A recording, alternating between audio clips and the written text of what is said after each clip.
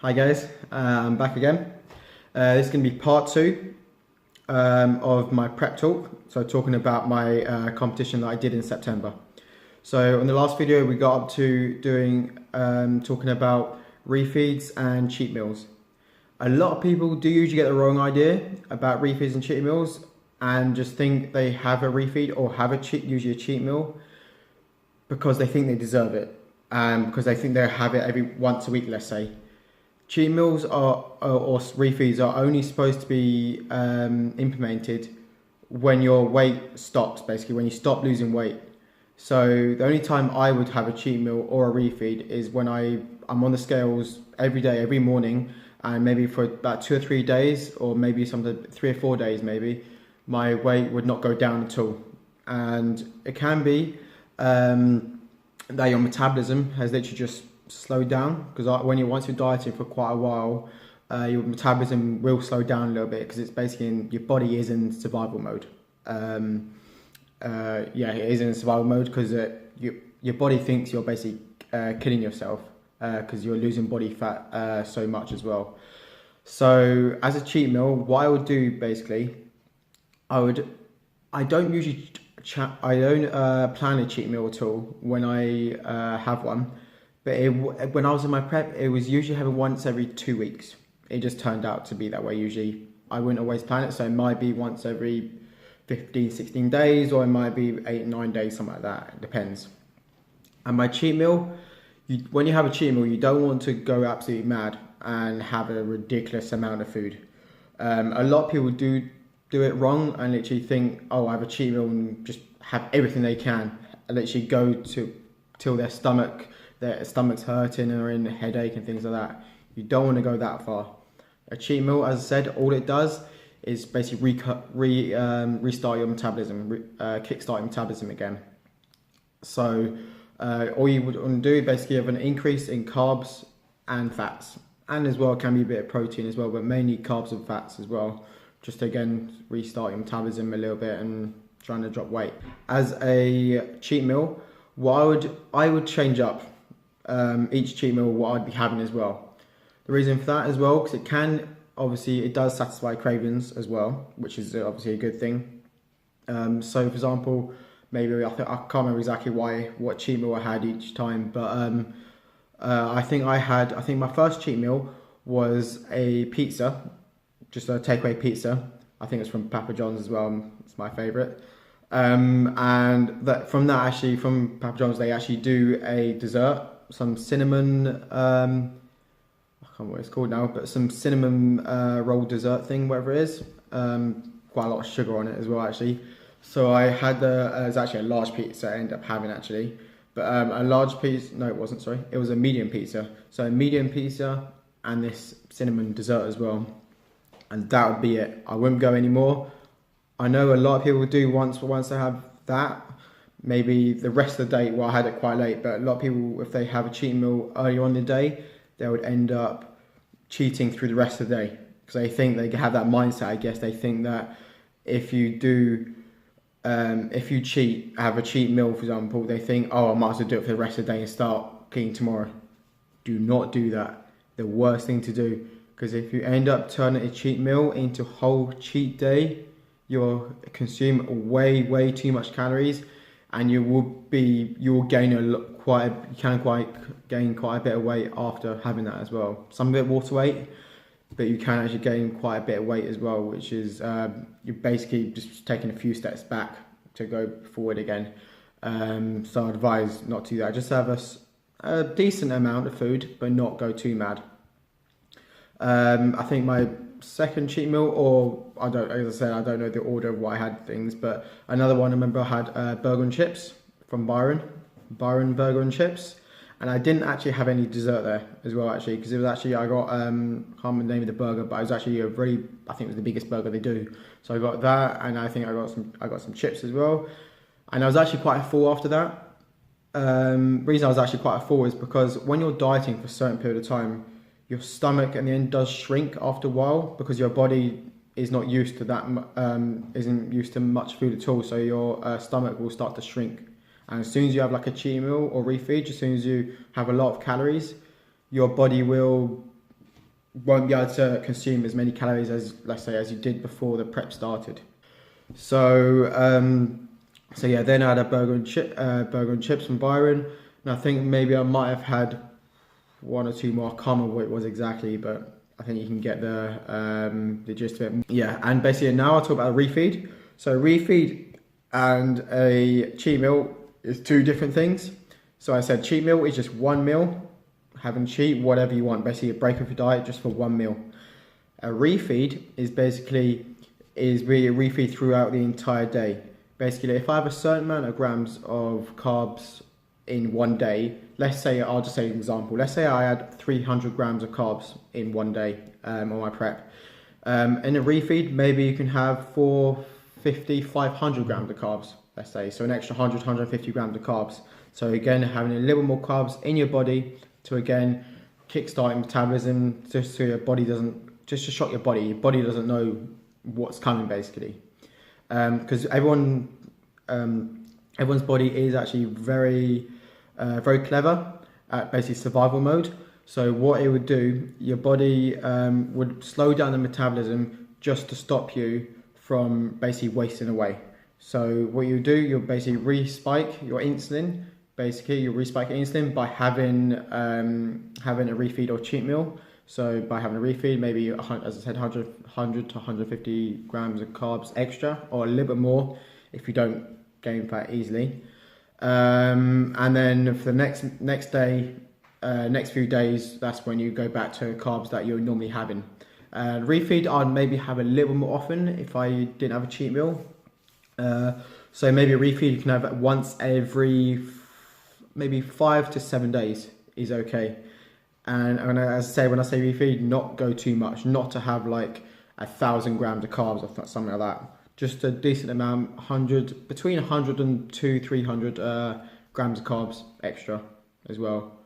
But yeah, the last thing I'll talk about is more about my training for the competition.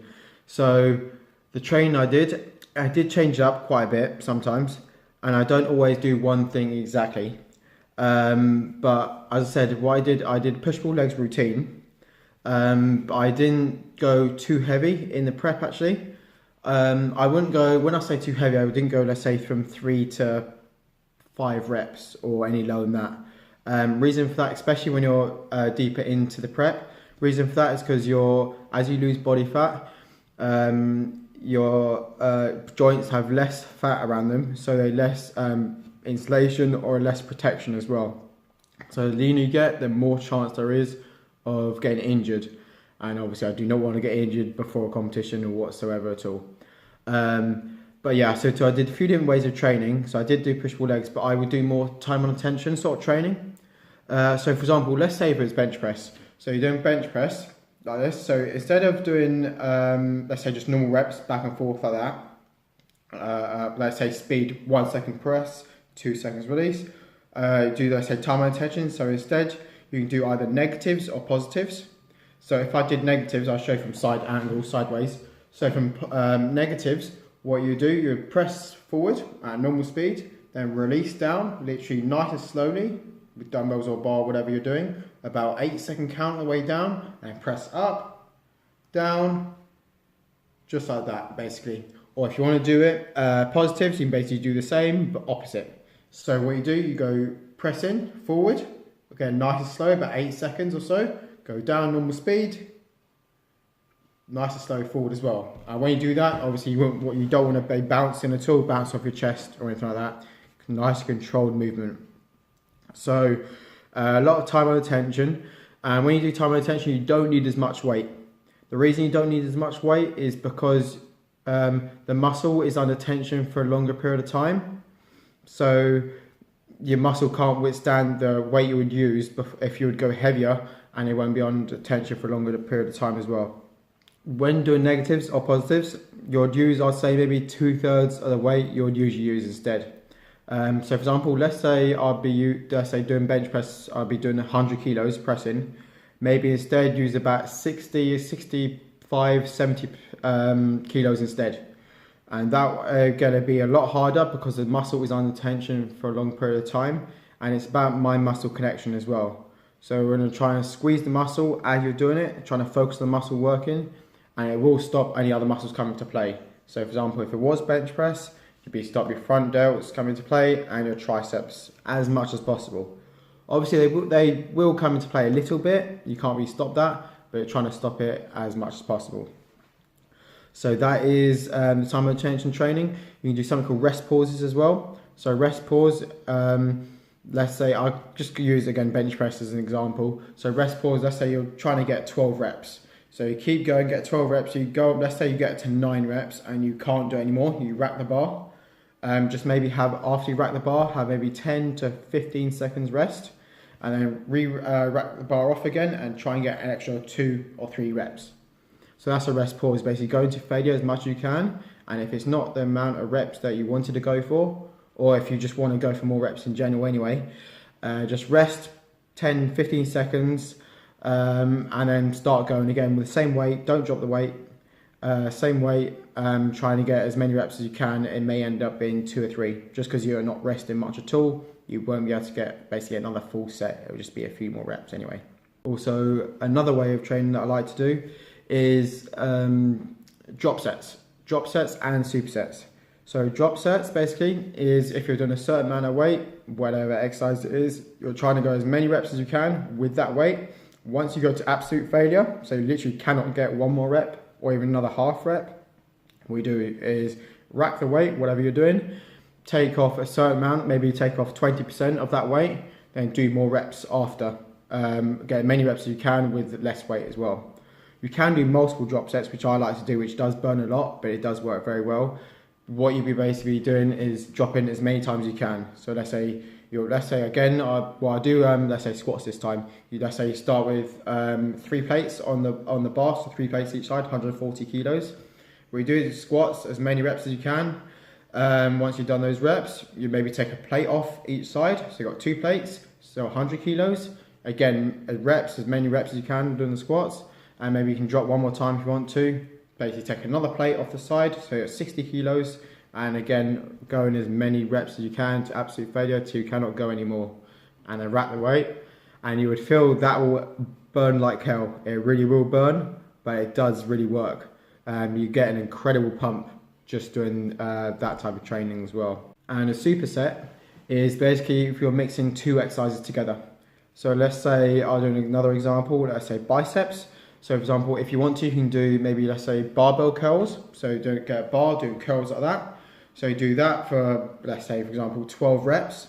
And maybe do straight after, get some dumbbells and do hammer curls. So when your palms are facing in towards each other. So do hammer curls, literally just like that. Again, many reps as you can. Obviously, if you do the barbell curls first of all, you will go to absolute failure, but you don't need to use as much weight as you usually use if you do a normal set, just because you are still hitting the muscle again after by doing the hammer curls.